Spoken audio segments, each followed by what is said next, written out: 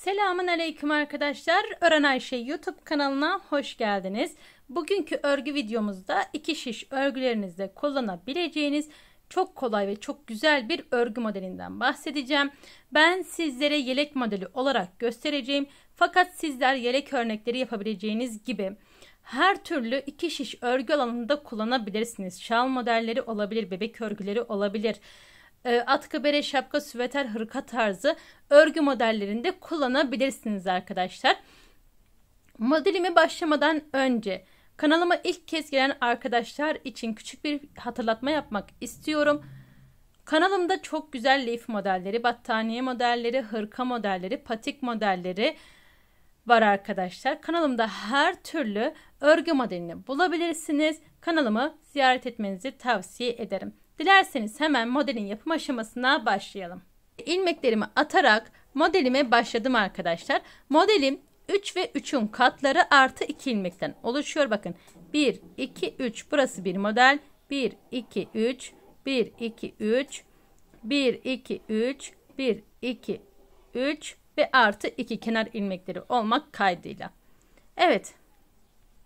Hemen başlayalım. Bismillahirrahmanirrahim. Ben modelimde lastik uygulamayacağım. Fakat lastik isteyen bir model arkadaşlar. Şöyle ilk sıram olduğu için ilk ilmeğimi örerek başlıyorum. Modelimin birinci sırası tamamen ilmekleri düz bir şekilde örerek ilerliyoruz. Dediğim gibi ben lastik uygulamadan direkt modele başladım. Fakat lastik isteyen bir model arkadaşlar.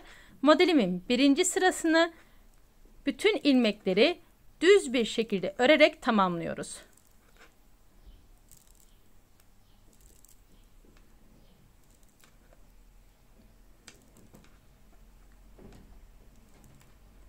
Evet, modelimin ikinci sırasına geçiyorum.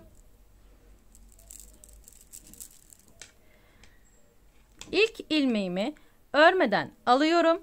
Devamında gelen bütün ilmekleri ters olacak şekilde örüyorum.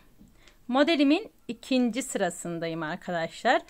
Ve bütün ilmeklerimi ters olacak şekilde örüyorum.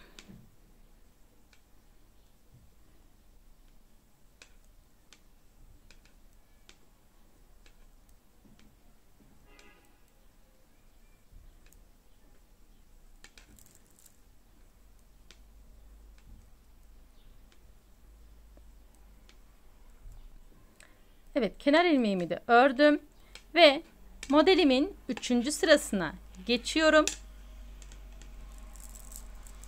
Burada ilk ilmeğimi örmeden alıyorum. Sonrasında bir kez doladım. Takip eden 2 ilmeğin öncelikle yerlerini değiştiriyorum arkadaşlar. Şöyle 2 ilmeğin yerini değiştirdim. Bakın kenar ilmeğimi örmeden aldım. Bir ilmek doladım. 2 ilmeğin yerini değiştirdim. Bu 2 ilmeği ve arkasından gelen bir tane daha ilmeği, yani 3 ilmek olacak arkadaşlar. Bakın 1, 2, 3. Bu 3 ilmeği beraberce düz bir şekilde örüyorum. Ve bir kez doladım. Tekrar 2 ilmeğin yerlerini değiştiriyorum öncelikle. Yerini değiştirdim ve arkasından gelen ilmeği de alarak üçünü beraberce örüyorum. Bir ilmek doladım. Devamında gelen 2 ilmeğin yerlerini değiştiriyorum. Önce yerlerini değiştiriyorum. Sonra arkasındaki ilmek ile beraber, yani bu 3 ilmeği beraberce düz bir şekilde örüyoruz. Bakın arkadaşlar, 3 ilmeği beraberce kestiğimiz için burada bir ilmek az olmuş oluyor. Yani bu sıramızda birer ilmek, her modelde birer ilmek azalmış oluyor. Onu da bir sonraki sırada tamamlayacağız. Yani ilmek sayımız tekrar eski haline geri gelecek bir sonraki sıramızda. Evet, modelimin 3. sırasında bu şekilde işlem uyguladık. Ve yine şişimin başını doladım bakın. kenar ilmeğimi de örüyorum. Şu an bu şekilde bir görüntümüz var. Modelimin 4. sırasına geçiyorum. Arka yüzündeyim. İlk ilmeğimi örmeden alıyorum. Bakın devamında gelen ilmeğim dolayarak almış olduğum ilmek. Buradaki ip benim tarafımda, yani kendi tarafımda. Bu ilmeği yine örmeden sağ şişime alıyorum. Takip eden bir ilmeğim var. Bu ilmeği de ters bir şekilde örüyorum. Takip eden ilmeğim arttırmış olduğum ilmek. İlmeğimi, bakın bu kez ipim burada, örmeden aldım ve bir kez şişimin başına doladım.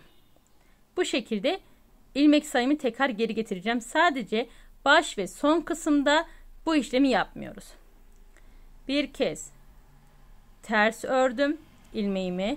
Takip eden ilmeğim dolayarak almış olduğum ilmek. Bu ilmeği yine örmeden alıyorum ve bir kez şişimin başına tekrar ilmek doluyorum.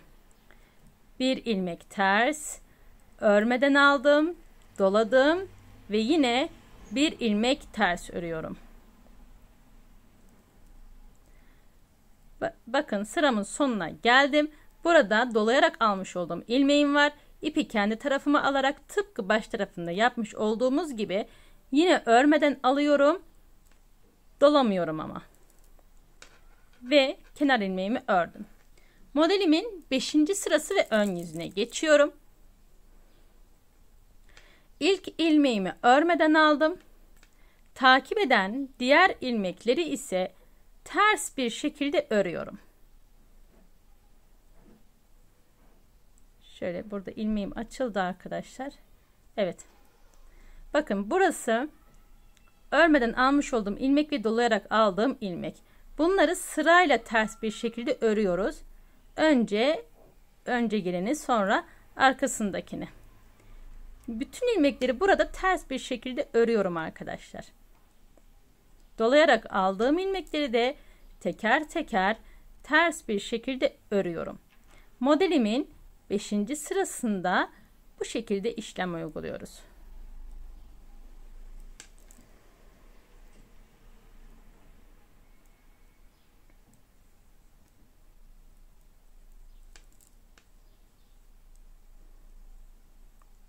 Ve kenar ilmeğimi de ördüm. Bakın dediğim gibi lastik isteyen bir model olduğu için alt tarafı toplanmaya başladı bile. Modelimin 6. sırası ve son sırasındayım. Modelimin 6. sırasında bütün ilmeklerimi ters bir şekilde örüyorum arkadaşlar. Beni buraya kadar izleyen sevgili takipçilerimden küçük de olsa bir yorum rica ediyorum. Bu bir emoji olabilir, bir çiçek olabilir, bir yaprak olabilir, bir nokta olabilir arkadaşlar. Hiç fark etmez. Şimdiden kıymetli yorumlarınız için çok teşekkür ediyorum. Evet. Gördüğünüz gibi bütün ilmeklerimi ters bir şekilde örüyorum. Ve modelimin ön yüzüne geçiyoruz. Sizlerle modeli bir kez kurmuş olduk. Şimdi hızlıca bir kez daha kuralım. Örgüye yeni başlayan arkadaşlarımız adına ilk ilmeğimi örmeden aldım ve devamında gelen bütün ilmekleri düz bir şekilde örüyorum. Modelim oldukça kolay arkadaşlar. Oldukça şık, herkes tarafından beğenilen bir model. Hiçbir kafa karışıklığı da yok.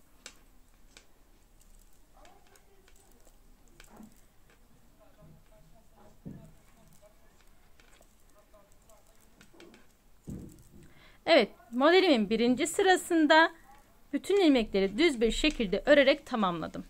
Modelimin 2. sırasına geçiyorum. İlk ilmeğimi örmeden alıyorum. Devamında gelen bütün ilmekleri ise ters olacak şekilde örüyorum.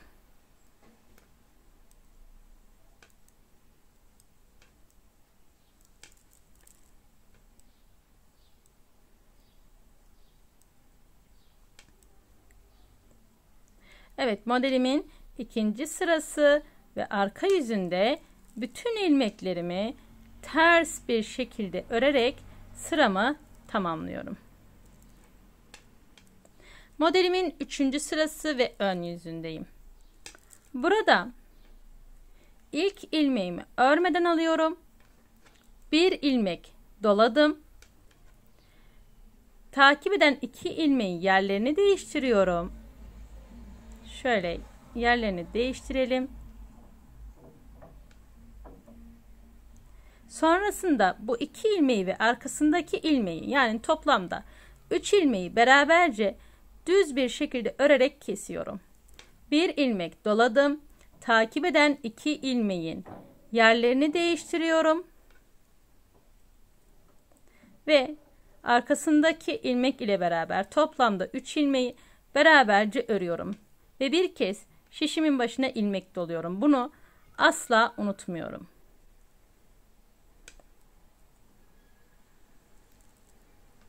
Evet, modelimin 3. sırasında ve ön yüzünde bu şekilde işlem uyguluyoruz arkadaşlar.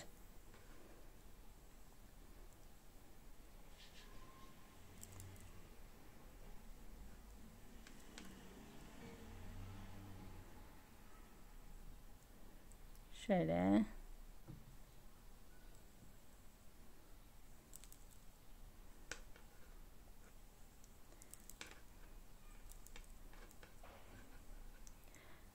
Evet, modelimin 4. sırası ve arka yüzüne geçiyorum.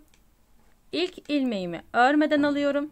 Devamında gelen ilmeği, bakın, ipi kendi tarafıma alarak örmeden alıyorum. Takip eden ilmeğim ters.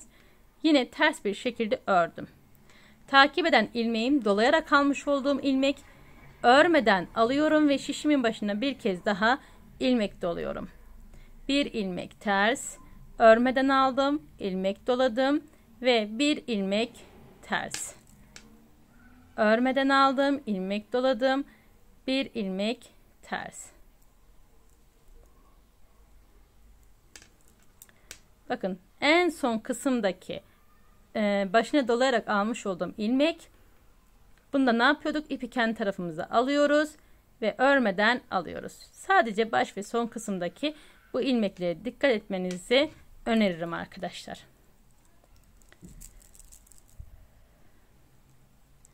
Modelimin 5. sırası ve ön yüzündeyim. İlk ilmeğimi örmeden alıyorum. Devamında gelen bütün ilmekleri ters bir şekilde örüyorum. Şu ilmeğimi düzeltelim. Evet.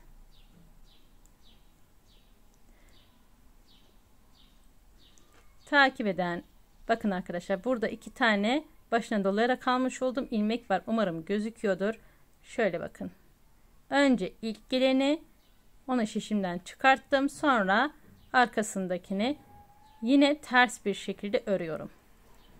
Modelimizin 5. ve 6. sırasında bütün ilmekler ters bir şekilde ilerliyor.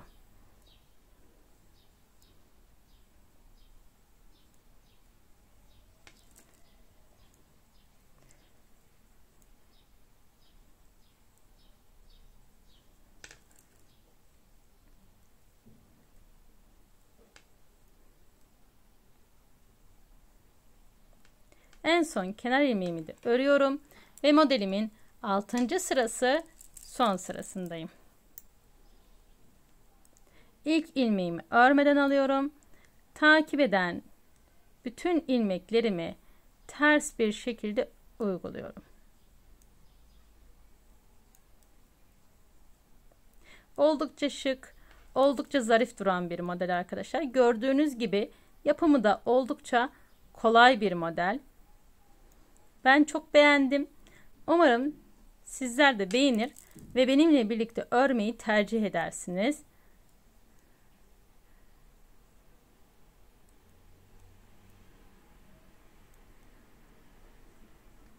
Ve kenar ilmeğimi de ördüm. Sizinle birlikte modeli bu şekilde 2 kez kurmuş olduk. Gördüğünüz gibi hafif kabartılı bir model. Şöyle, ben daha öncesinde büyük bir parça örmüştüm arkadaşlar. Sizlere onu göstereceğim. Şöyle bakın. Şu küçük parçaları alalım. Şöyle kendiniz bakın ve kendiniz karar verin. Çok şık, çok güzel değil mi sizce de? Bence çok güzel oldu bakın. Bu şekilde ben altına birkaç sıra olacak şekilde haroşa uyguladım. Sizler farklı lastiklerde uygulayabilirsiniz. Bu şekilde yaparak çeyizlik gerek bayan yeleği olabilir arkadaşlar. Şöyle bakın boyundan başlayarak ördüğümüzde de bu şekilde duruyor. Bu şekilde bebek yelekleri, hırkalar yapabiliriz. Atkı, bere, şapka, süveter tarzı örgüler yapabiliriz. Şöyle modelimin arka kısmını da göstermek istiyorum. Arkası da gayet güzel. Kenar ilmeklerim gayet derli, toplu. Çok şahane bir model oldu. Evet, dediğim gibi her türlü yelek modellerinde uygulayabilirsiniz.